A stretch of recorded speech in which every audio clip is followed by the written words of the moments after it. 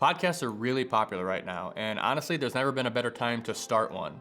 I've actually been asked several times about what we use for our podcast, so I figured what better way to answer all of them at once than to do this video. So in this video, I'm going to show you what we use and maybe some other options that might be a little cheaper just to get you started. So the first thing you definitely need, regardless of the type of podcast you're doing, is a microphone. We use actually a rather affordable microphone, and that is the Rode PodMic. These are about $99 and they sound great. The only thing that I don't care for with these mics are the plosives. Plosives are the P and S sounds that come through the microphone, and that's why we put these foam tops on the microphones to help eliminate that issue. And with that, it sounds great, and honestly, for the money, you can't really beat this. If you're interested in spending a little more money on a better mic, I would say the top of the line microphone that you should buy, if you have the budget for it, is the Shure SM7B.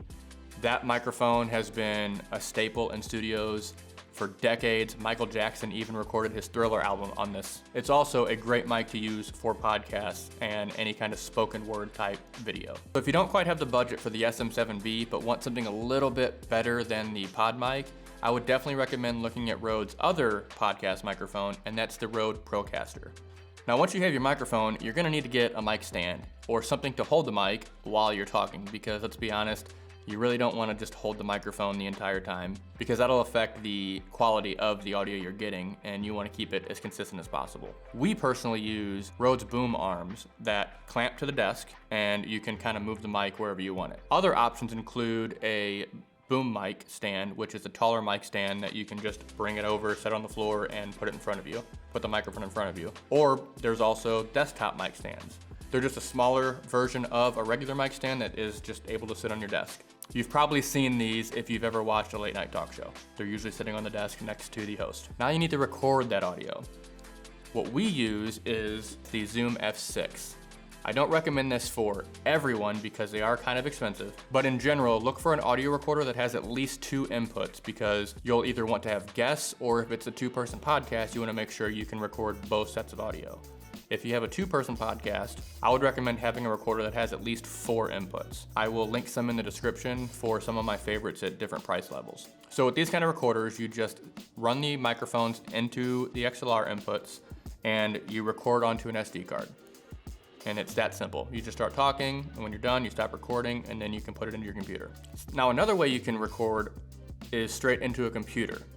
That requires slightly different microphones. However, every single microphone that I listed before has an option that also has a USB output on it that you can plug directly into your computer. With these ones, they are slightly more expensive. Personally, I feel like the quality of the audio isn't up to par with an XLR, but it does eliminate one step. Finally, and probably the most straightforward and basic way to record a podcast is using a recorder that is set up and designed specifically for podcasts.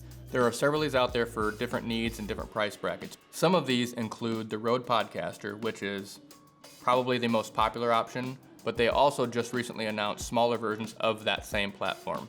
So if you're interested in one of those, I'll link those in the bottom. Zoom, the company that makes the recorder we use, also makes podcast-specific recorders as well. So you've got your microphone and you've got your recorder, but now what? In order to get the best quality audio you can, I recommend putting the recording into an audio software and editing it from there. Now, there are a lot of audio programs out there, starting from something as basic, which is free if you have a Mac, as GarageBand, all the way up to your professional audio recording level programs like Ableton, Logic, or Pro Tools. Now, if you have a Mac, I would definitely recommend just using GarageBand, since it's very user-friendly and it comes free with your computers. If you use a PC, you're SOL.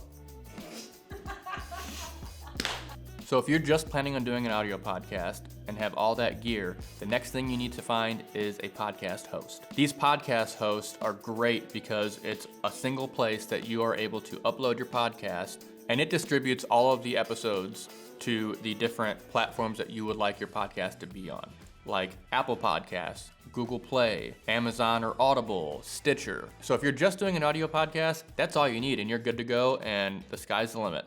But if you want to take it a step further, you can do a video podcast.